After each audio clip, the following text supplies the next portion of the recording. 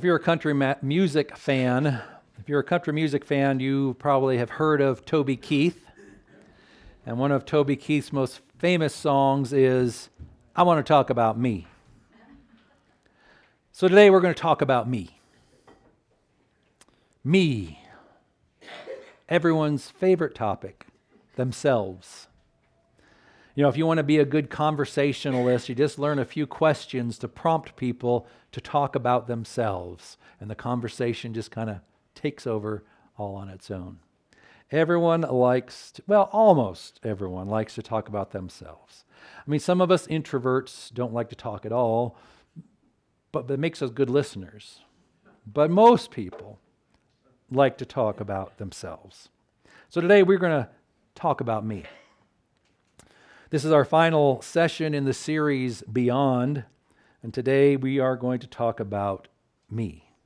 Now, not me, but going beyond me.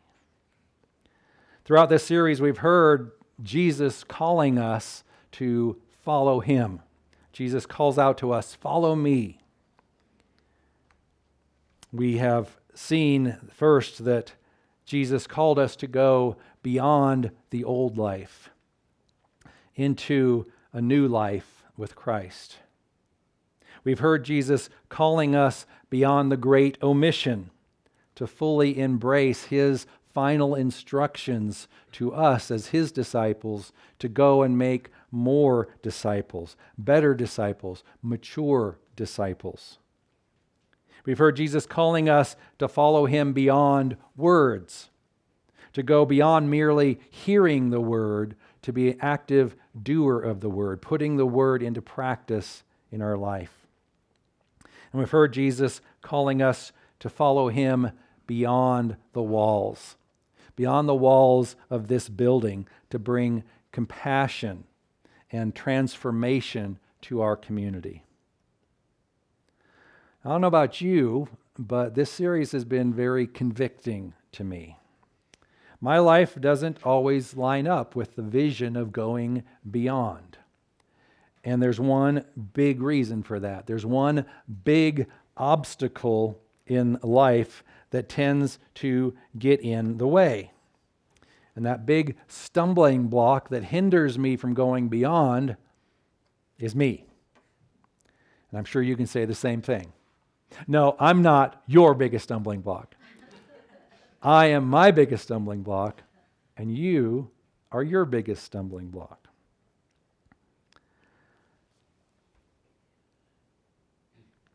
We live in a society that has trained us to be very me-centric. You know, we hear songs like Toby Keith's, "I Want to Talk About Me." And if you go as far back as the great one, right? Frank Sinatra, his biggest song was, "I Did It My Way." And that's the kind of attitude we have. We say, yeah, I want to talk about me. I want life to be about me. I want to do it my way. And it feels very macho. It feels very heroic, very entrepreneurial to want to do things our own way. But that song, if that is your mantra, that is the mantra of somebody who is not going beyond with Jesus, because they're diverging paths. You can't do it your way and follow Jesus beyond to where he wants to take you, because those two paths are diametrically opposed.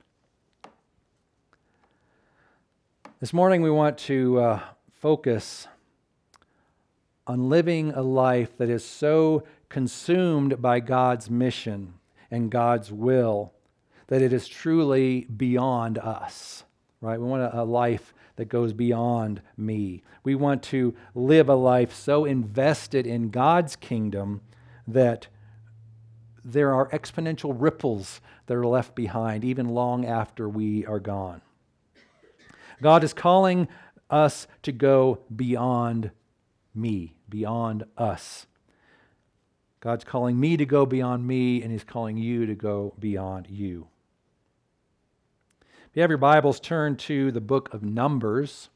We don't really go through this book very much. Numbers, and if you don't know, it's the fourth book of the Bible. right? Genesis, Exodus, Leviticus, Numbers. We're going to be looking at chapters 13, the last part of 13, and the first part of chapter 14. And the major player that we're going to look at here is Caleb. Now, Moses has led the people, the nation of Israel, out of slavery in Egypt. God parted the Red Sea, and they crossed the desert and survived many adversaries, many from without, and even more from within. And now as we get to Numbers 13, they are poised on the edge of the promised land, the land that God had promised the nation of Israel would be theirs. And they're waiting to march into the promised land. And this is where we're introduced to a man named Caleb.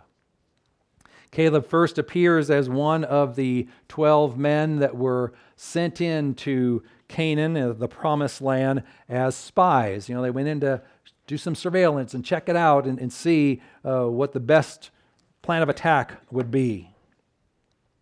Well, those spies came back and they gave two different reports. There was a majority report and a minority report. So let's take a look at Numbers 13, verse 30 through chapter 14, verse 4. Let's start with Numbers 13, verses 30 through 33. But Caleb quieted the people before Moses and said, "Let us go up at once and occupy it, for we are well able to overcome it." Then the men who had gone up with him said, "We are not able to go up against the people, for they are stronger than we are." So they brought to the people of Israel a bad report of the land that they had spied out, saying, "The land through which we have gone to spy it out is a land that devours its inhabitants, and all the people that we saw in it are of great height. And there we saw the Nephilim, the sons of Anak, who came from the Nephilim, and we seemed to ourselves like grasshoppers, and so we seemed to them." Continuing in Numbers 14, verses 1 through 4. Then all the congregation raised a loud cry, and the people wept that night. And all the people of Israel grumbled against Moses and Aaron. The whole congregation said to them, "Would that we had died in the land of Egypt, or would that we had died in the wilderness. Why is the Lord bringing us into this land to fall by the sword? Our wives and our little ones will become a prey. Would it not be better for us to go back to Egypt?" And they said to one another, "Let us choose a leader and go back to Egypt." So the report of the 10 spies was a gloomy one.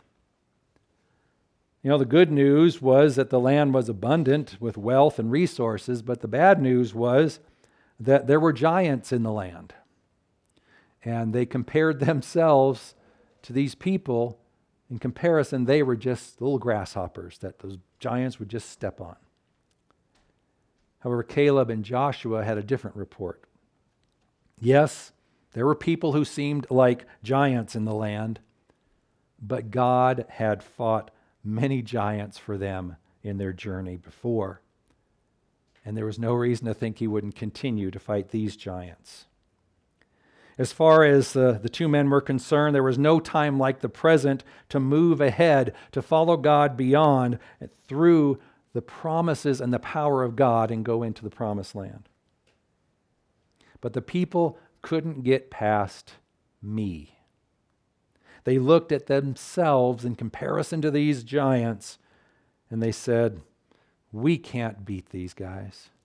We're not going to be victorious if we try to fight them in our own power." And they were right. If they fought in their own power, they wouldn't win. I guess in our human weaknesses, sometimes it's easier to settle for being a slave in some life that you are familiar with than to take a risk and step out in faith with God. It was so bad that the people were actually even willing to kill Joshua and Caleb, which we'll see in a little bit. They would rather hold on to that slavery that they left behind. They wanted to go back to that.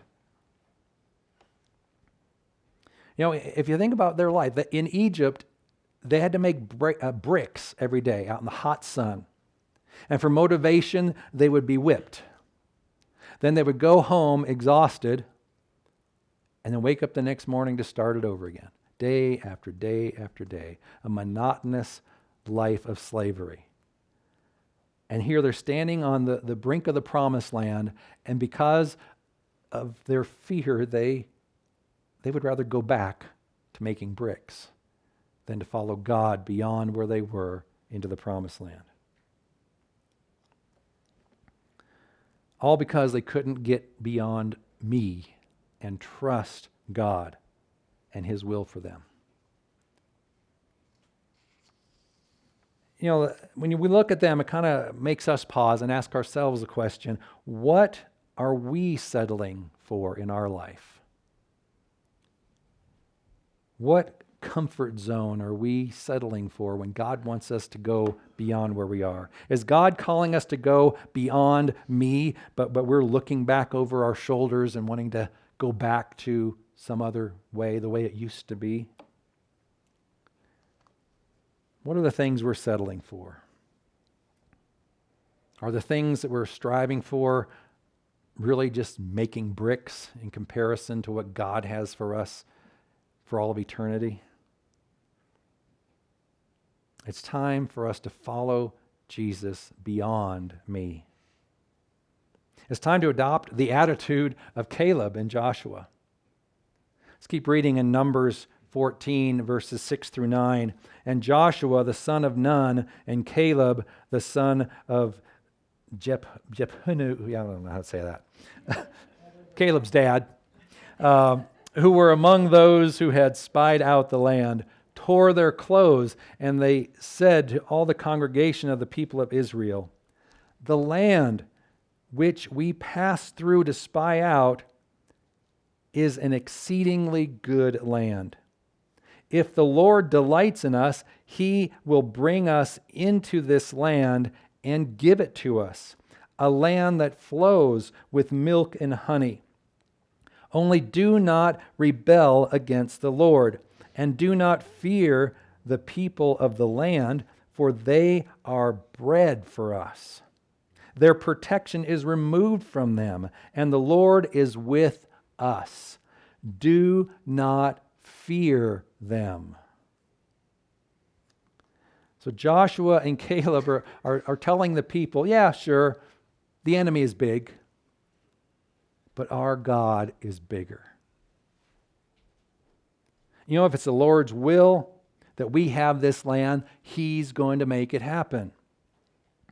He wants to give us a land which flows with milk and honey. Why would you want to rebel against Him and go back to a life of slavery?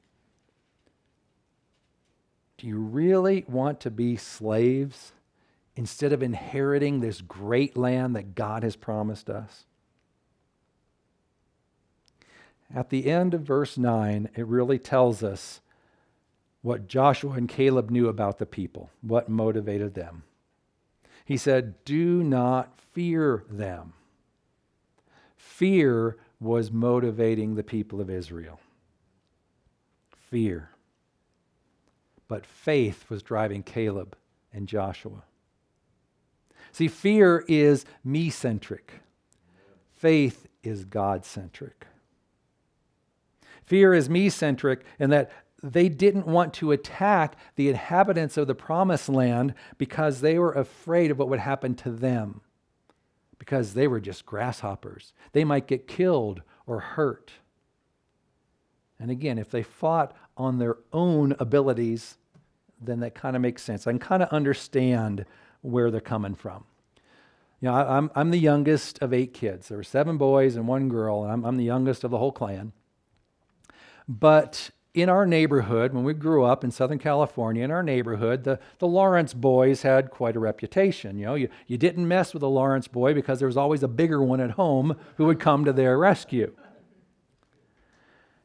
And I appreciated that. As the youngest born, I embraced that at times. But and I've told you before, I was very small for my age, and so when I was alone, I avoided the bullies. I kept my head down, even though I knew that if I were to get beat up, I could go cry to one of my brothers, and they would come and take care of them, get revenge for me. That would mean I was still getting beat up. And that fear, me-centric fear, made me just kind of keep to myself, keep my head down, and stay away from the big guys. But if I had one of my big brothers with me, it was a completely different story. I walked with my head high. I walked right through the middle of the bullies, maybe even egging them on, hoping that they would pick a fight, so I knew my brother would jump in and beat them up, and I wouldn't be hurt at all. So there's a big difference whether you're me-centric and alone or you have your big brother there with you. See, I think that's the difference in the nation of Israel versus Caleb and Joshua. See, Caleb and Joshua knew that their big brother, so to speak, that God was with them. And he was bigger than any giants that they had to face. So they weren't worried about themselves. They had faith in God. You see, I had faith in my big brothers. I didn't have faith in me, right? Fear was what pointed at me, but faith pointed at my stronger, bigger brothers. Caleb and Joshua didn't focus on their own limitations. They focused on God. They had faith in God, and if God said he was going to do something, he would do it. But the nation of Israel, they had fear, that self-centered fear that was motivating them. And they didn't want to take any risks because something bad might happen to them. So I can understand kind of where they're coming from. But Caleb and Joshua tried to point it out, tried to get them that faith, to forget the fear and focus on faith, but they just wouldn't do it. Caleb and Joshua saw God defeat giant after giant in their life. Right? First, he freed them from Pharaoh. They were freed from their slavery in Egypt. Then he parted the Red Sea. He made bitter water sweet. He even brought water out of a rock. Don't you wish we could do that during our drought years? Bring water out of a rock. So Caleb and Joshua had faith in God. But for some reason, the nation of Israel, who experienced the same things that Caleb and Joshua did, they missed it. That faith was lacking. They were just fearful. And that fear caused them to miss out on the promised land. As they stood on the border of the promised land, and those 10 of the spies that went in, they saw it with their own eyes, how good it was. They still didn't have enough faith to claim what God had already given them. They couldn't get beyond me. So they were gripped with fear, and that fear held them back. See, fear holds you back. Faith moves you forward. Fear not only blocks you and holds you back, but it also has devastating effect on those around you. Numbers 14, verse 10 says, "Then all the congregation said to stone them with stones," speaking of Caleb and Joshua. "But the glory of the Lord appeared at the tent of meeting to all the people of Israel." So here Caleb and Joshua are trying to motivate the people, to get them beyond me, to get them beyond their fear, and have faith in God. And instead of listening to them and being encouraged and building up their faith, the people let their fear rule them. It's like they covered their ears and said, "I can't hear you, I can't hear you, I don't want to hear this." And worse than that, they wanted to shoot the messenger. Fear causes you to do some stupid things. So what happens? God has to step in to save Caleb and Joshua, so they weren't hurt. But because the people wouldn't go beyond me, because they let their fear rule them, none of them would ever possess the promised land. Because of their fear, their me-centric way of thinking, instead of getting the promised land, they wandered the desert for the rest of their life. Here's how God describes their me-centric attitude in Numbers 14, verses 22 through 23. This is God speaking now. None of the men who have seen my glory and my signs that I did in Egypt and in the wilderness, and yet have put me to the test these 10 times and have not obeyed my voice, none of them shall see the land that I swore to give their fathers, and none of those who despised me shall see it. So these people had seen God's glory among them, just like Caleb did. They had tested God 10 times, and he revealed himself to them each time. And after all that, they still would not heed his voice. They wouldn't go beyond me, but instead they listened to the fear within them. Instead of trusting and following God beyond to a place where they couldn't go without him, they rejected him. The people were too focused on themselves to see God at work in their lives. Now listen to, by contrast, how God describes Caleb in verse 24. But my servant Caleb, because he has a different spirit and has followed me fully, I will bring into the land into which he went, and his descendants shall possess it. God said Caleb had a different spirit because he was consumed with God's mission and a calling beyond himself. Caleb had the spirit of faith. The people had the spirit of fear. Caleb had the Spirit of God that went beyond himself. The people had the spirit of self that could not take them beyond with God. Caleb followed wholeheartedly. The people followed half-heartedly at best. God is calling us today to be like Caleb, to have a different spirit than those around us, those who would settle for life as it was before. God's calling us to wholeheartedly follow Jesus beyond ourselves. Are you following God in such a wholehearted way that you are different from those around you? So what happens to Caleb? Right? He gets to inherit the promised land, right?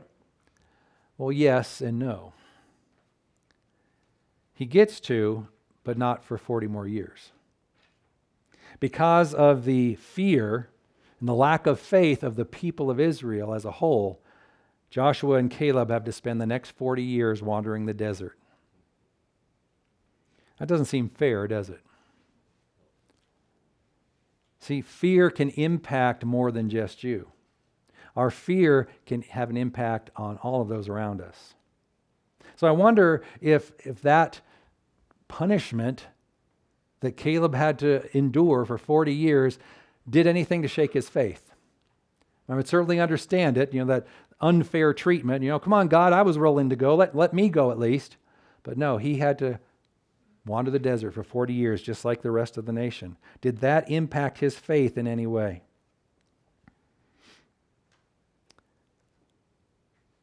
Apparently not, as we'll see. After 40 years of wandering, Caleb is still that feisty, faith-filled guy that he was before.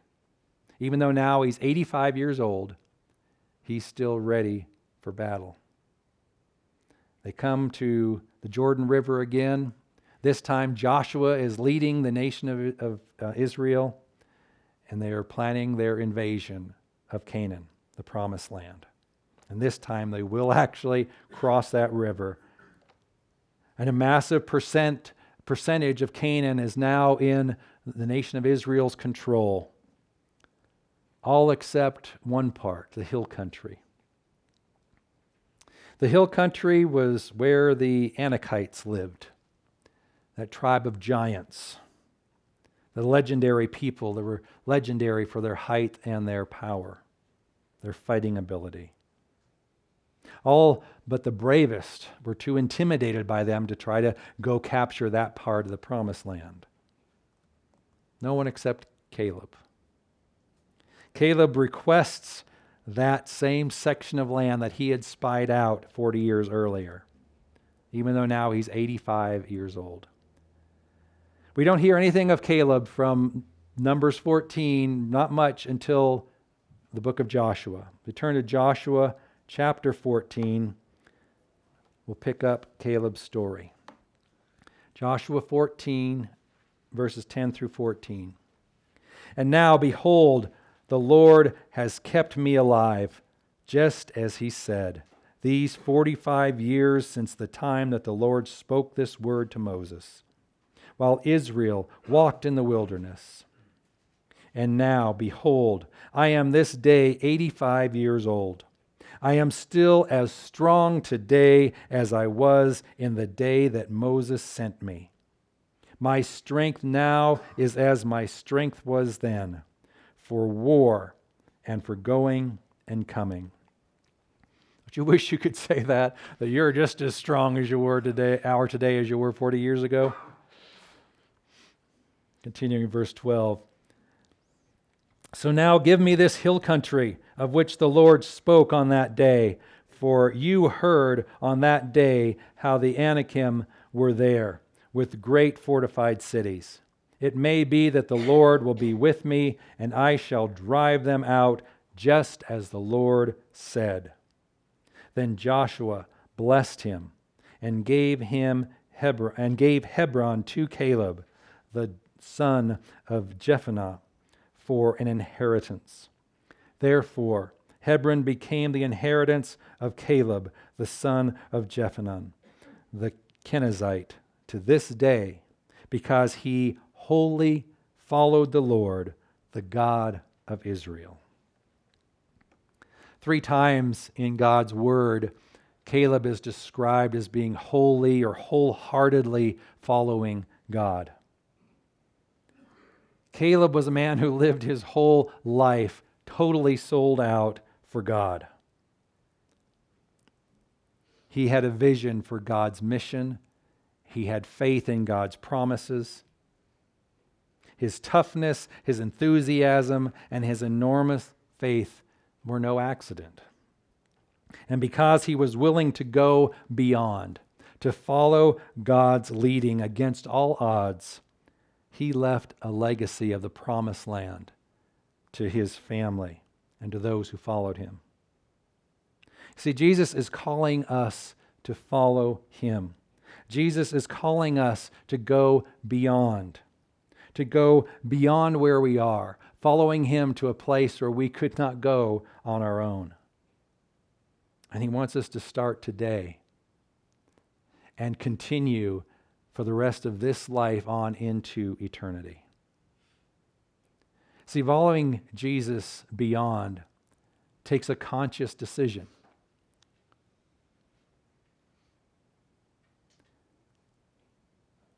And it's a decision to follow him no matter what, to put our faith over any fears that we have, to stop focusing on me and focus on God and his plan for our life.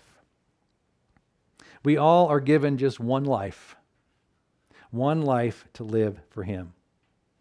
So how are we going to spend it? Here are some questions. I'll close with these 3 questions to kind of help us assess and motivate us to go beyond ourselves. First, how will I live my one life? Will I choose the easy way? Easy, predictable, comfortable pursuits that will end at the grave? Or will I choose eternal, world-changing, others-impacting, life-altering pursuits that will last forever? Next, will I wholeheartedly live for Jesus, passionately pursuing a mission that is beyond me, to join with the God who is always on the move? And then finally, how will I invest my one life? Will I invest my one life in others so that they can carry out a mission with me and beyond me? Or will I invest in that self-centered pursuit that doesn't help anyone but me? Will I invest my one life, my time, my talents, my treasures in a way that makes a difference for eternity? Will I live by fear, or will I live by faith? You and I will leave a legacy. The question is, what is the legacy going to be? Will it be a legacy about me and mine, or a legacy that continues to have kingdom impact long after we're gone? So the question comes down to, and the choice that we all have to make is, are you willing to follow Jesus beyond, even beyond yourself?